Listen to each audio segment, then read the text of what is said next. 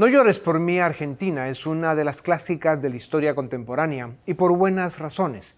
Durante décadas, uno de los países más ricos del mundo fue víctima de una plaga de sociópatas que se llamó peronismo. Así es, los peronistas saquearon, empobrecieron y atrasaron a una gran nación que hoy lucha por volver, para dejar de llorar.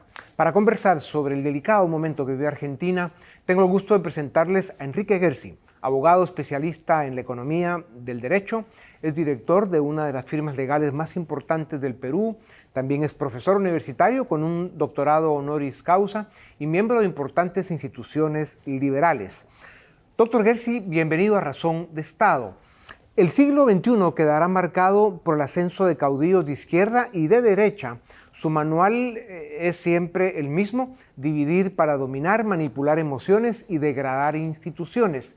Si el populismo convierte la política en una fábrica de resentimiento, ¿cómo blindamos a las democracias para que el odio populista no sea el motor electoral? Mira, en realidad tu pregunta es muy compleja y voy a tratar de contestarla de la forma más simple posible. La construcción de una democracia, un Estado de Derecho, es básicamente un proceso evolutivo, donde va a haber siempre confrontación y al final de lo que se trata es de avanzar, buscar limitar el poder a través de la ley. Diría yo que es la esencia del propósito democrático. La división de poderes. Así es, en el camino habrá caudillos de izquierda, de derecha, pero la esencia, el centro de la batalla democrática es tratar de controlar el uso del poder. Si triunfamos, los demócratas hemos avanzado. Un estudio que analizó más de un siglo de datos identifica 51 gobiernos populistas entre 1900 y 2020. 15 años después de llegar al poder, esos países registran en promedio 10% menos PIB per cápita, más deuda e inflación. Si la evidencia es tan clara, ¿cómo explicamos que millones de votantes sigan votando por la ruleta populista? Por la magia de la palabra, la gente cree más, ¿no es cierto?, en su imaginación, en un sueño, que en la realidad. No obstante, hay algunos ejemplos que son contrafactuales, Dionisio. Te voy a poner uno, el caso de Fujimori, Alberto. Alberto Fujimori fue abiertamente populista, ¿no? Él era, y además, un gobernante autoritario, por lo menos.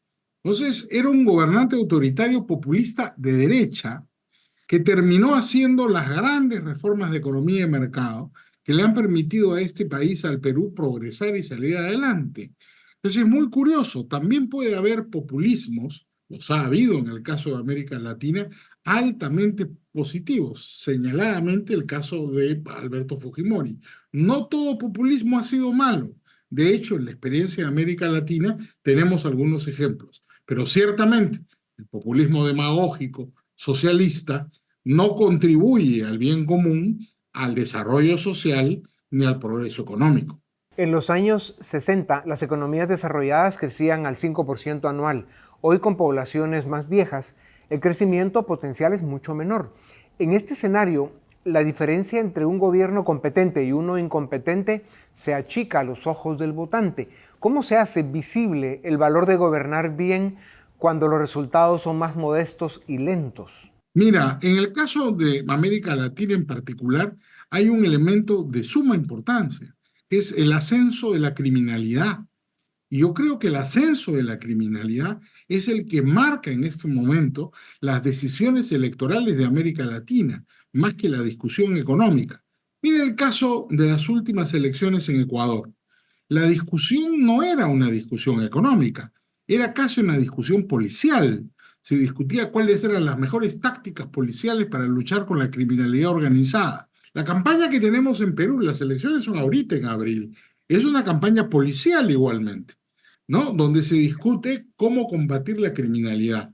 Claro. Hay elementos sociales en este momento en América Latina que me parece tienen una importancia gravitante, sobre todo en países que han alcanzado, digamos, una cierta normalidad económica, como el caso de Ecuador con la dolarización, o el caso del Perú, donde no hay inflación, o el caso chileno, que tienen una elección ahorita Claro. que está también dominada por la discusión acerca de la criminalidad. como lo hemos visto en Venezuela, Ecuador y Bolivia, cuando la bonanza de materias primas se acaba, se desnuda la estafa, el clientelismo, quiebra fiscal y pobreza. ¿Por qué los ciudadanos vuelven a creer promesas mágicas después del desastre? ¿Y cómo se rompe ese ciclo de mentiras dulces, cuentas amargas? Es fundamentalmente por la ética redistributiva. La gente piensa, ¿no es cierto?, que la riqueza es producto del robo. Y esto es muy antiguo. Viene básicamente de un error de un famoso filósofo, Michel de Montaigne, que en el siglo XVII convenció a todo el mundo que la riqueza de unos es a costa de la pobreza de los demás. Entonces, en el mundo cristiano, sea católico o evangélico, existe esta idea predominante de que la riqueza es producto de que alguien perdió algo. Entonces, que el Estado, quien ejerce la autoridad, debe redistribuir. Esta magia, esta fantasía redistributiva, que la riqueza se va a crear redistribuyendo, es un prejuicio muy generalizado, que es el que explica el ascenso del socialismo, pese a que claramente sus resultados no demuestran su eficiencia. Doctor Gersi, hay países con déficit persistentes y deuda creciente. Se habla de un círculo vicioso entre ajustes impopulares y el auge populista. ¿Cómo se gobierna con responsabilidad fiscal sin regalarle la bandera emocional al populismo? Mira, no quiero parecer nacionalista porque no lo soy, pero el ejemplo es el Perú. El Perú no hay déficit fiscal, no hay inflación y el sol es más fuerte que el dólar. El que ahorró en soles ganó dinero. El que ahorró en dólares perdió, en el caso peruano. Claro, tenemos un caso muy particular en el Perú. El hombre más poderoso del Perú no es el presidente, sino el presidente del Banco Central, y que es el mismo hace 20 años, y es un economista ortodoxo, y eso nos da la importancia de las instituciones independientes. El Banco Central se convirtió, como consecuencia no deliberada de las reformas institucionales hechas por Fujimori en los años 90, en la principal institución política del Perú. El presidente del Banco Central es más poderoso que el primer ministro. Yo diría que es más poderoso que el presidente. Y esa estabilidad que ha alcanzado el país, pese a todos los problemas que tenemos, porque seguimos siendo un país pobre, que hay muchas cosas por hacer, pero hay una estabilidad macroeconómica que se puede conseguir con seriedad, sin promesas extremas. Y mira que hemos tumbado 7 presidentes en 5 años, Dionisio, lo que podría parecer contradictorio con el resultado, porque uno podría pensar en una inestabilidad política de esa magnitud, es esperable una inestabilidad económica, pero las reformas económicas, la privatización, la reducción del tamaño del Estado y la desburocratización realizadas en el Perú han independizado la economía de la política.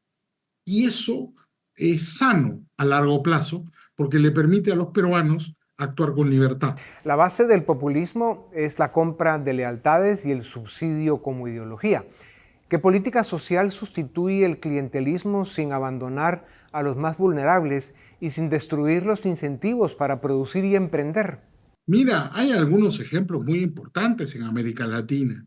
En primer lugar, el modelo tradicional de seguridad social que fracasó tuvo como gran contraejemplo las reformas de seguridad social llevadas a cabo en Chile con cuentas de capitalización individual. Ese modelo es replicable no solamente para seguridad social, sino, por ejemplo, para prestaciones de salud, para educación y otros elementos más. En segundo lugar, para países como el Perú, que es un país que es exportador de materia prima, de minerales, como otros países de América Latina, el caso de Chile, el caso de Bolivia, el caso de Colombia, el modelo noruego del fondo soberano, en el cual las regalías se aportan a un fondo del que son accionistas todos los ciudadanos y permite que se alineen los incentivos, de tal manera que los ciudadanos ganen cuando gana el país y cuando gana el empresario minero, por ejemplo, en el caso de nuestras sociedades, es muy conveniente, porque alineados los incentivos no hay conflicto social y todo el mundo quiere que se desarrolle la empresa. Esos modelos de empresa privada son muy útiles. Doctor Gersi, te agradezco respuestas más cortas para los siguientes temas que nos parece fundamental escuchar tu opinión. Tenemos instituciones frágiles, partidos electoreros, élites indiferentes y ciudadanos ausentes. La tormenta perfecta. ¿Dónde empieza la reparación? ¿En la reforma de partidos, en la justicia, en la escuela cívica o todo a la vez y ya? Bueno, sería ideal todo a la vez. Es un poco difícil. Empieza en la movilización social. Creo yo que eso es fundamental. El liderazgo, que un líder decida asumir la vanguardia. El caso de Milei, del que conversábamos al principio, ¿no? Javier asumió la vanguardia en su país. Bueno, eso tiene que ocurrir. En el Perú está ocurriendo ahora con el alcalde de Lima, Rafael López Aliaga. Líderes nuevos que aparecen de la sociedad civil y que en este mundo tecnológico es posible desarrollar como conductores de procesos democráticos muy importantes, creo yo, nos permiten construir, ¿no es cierto?, una sólida contraofensiva democrática. Argentina, Chile y Bolivia concentran alrededor del 60% de las reservas de litio, mientras China expande intereses estratégicos. Rusia e Irán juegan a la desinformación y la injerencia. ¿Cómo se protege la soberanía de nuestros recursos sin caer en el nacionalismo tóxico que el populismo explota? En primer lugar, haciendo partícipe de la inmensa riqueza mineral de América Latina a todos los latinoamericanos. Que no pase lo de África. En África, China saqueó el continente, provocando guerras civiles que no terminan hasta hoy. Eso no debe pasar en América Latina porque es el siguiente escenario, la balcanización de América Latina. Lo que tenemos que hacer los demócratas de América Latina es alinear nuestros incentivos. Modelos como el noruego que te decía funcionan perfectamente porque toda la sociedad se beneficia de una actividad minera, petrolera en el caso noruego, en el caso peruano y chileno. Tenemos el 60% del mercado del cobre entre los dos países. Entonces hay una riqueza minera efectiva de la cual tiene que ser partícipe toda la sociedad para que podamos defender. Doctor, la receta populista es estatismo, centralización de poderes y penalización del éxito. ¿Qué reformas institucionales mínimas, no negociables, deben blindarse constitucionalmente para que ningún caudillo pueda revertirlas con un decreto? Hay una reforma fundamental, la defensa absoluta de la propiedad. La propiedad trae consigo libertad, la propiedad trae consigo responsabilidad. La propiedad privada ha sido vulnerada completamente en los sistemas constitucionales de América Latina. Podríamos decir que casi no hay propiedad en América Latina. Somos usufructuarios de concesiones que nos da el Estado cuando quiere. Es indispensable que constitucionalmente en América Latina la propiedad sea el pilar central de las sociedades. Sobre ella se construye todo lo demás. Necesitamos alternancia real y cadenas de gobiernos que acumulen resultados, no parches de un periodo.